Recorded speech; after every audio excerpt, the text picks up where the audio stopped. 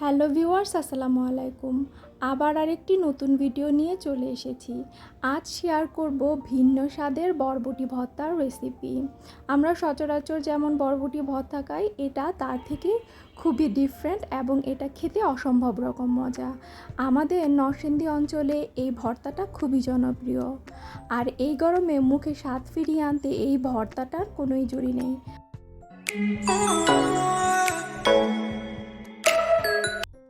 রেসিপিটি তৈরির জন্য এখানে আমি 250 গ্রাম পরিমাণ বরবটিকে মিডিয়াম সাইজের করে কেটে নিয়েছি।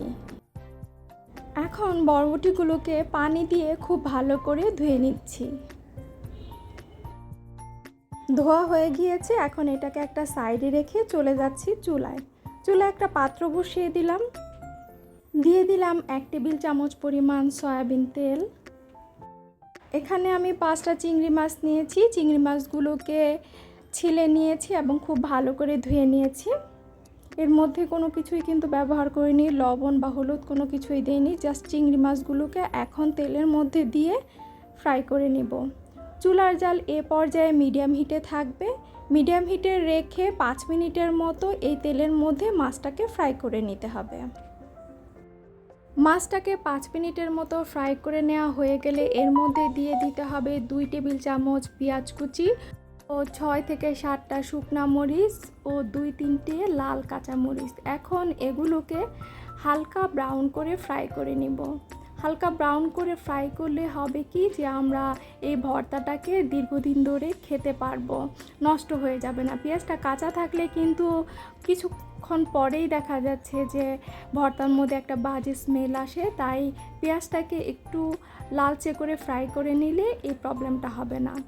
এখন পেঁয়াজটাকে আর মরিচটাকে একটু ফ্রাই করে নিব হালকা ব্রাউন করে। পেঁয়াজটার কালার যখন এরকম হালকা ব্রাউন হয়ে আসবে তখন এর মধ্যে দিয়ে দিতে হবে আগে থেকে ধুয়ে রাখা বরবটিগুলোকে। আরও অ্যাড করে দিচ্ছি স্বাদ মতো কিছুটা লবণ। সব কিছুকে উল্টে পাল্টে নেড়ে দিচ্ছি। আর আমরা কিন্তু কোনো ধরনের পানি ব্যবহার করব না বরবটিটা সেদ্ধর জন্য, তাহলে কিন্তু ভর্তাটা খেতে মজা লাগবে না। এখন চুলার জাল মিডিয়াম টু লো হিটে রেখে ঢাকনা দিয়ে এটাকে রান্না করে নিব ঠিক ততক্ষণ পর্যন্ত যতক্ষণ না পর্যন্ত বরবটিটা সেদ্ধ হচ্ছে। যেহেতু আমরা কোনো ধরনের পানি দিব না, তাই চুলার জাল এই পর্যায়ে অবশ্যই মিডিয়াম টু লো হিটে রাখবেন। তবে মাঝে মাঝে ঢাকনা খুলে সব পাশের বরবটিগুলো একটু উল্টে পাল্টে নেড়ে দিতে হবে, এতে সব পাশের বরবটিগুলো সমানভাবে সেদ্ধ হবে। তো ফিরে আসছি বরবটিটা সেদ্ধ হওয়ার পর। বরবটিগুলো কিন্তু আমার সেদ্ধ হয়ে গিয়েছে খুব ভালো করে। এখন আমি এগুলোকে একটা বাটিতে তুলে নিচ্ছি।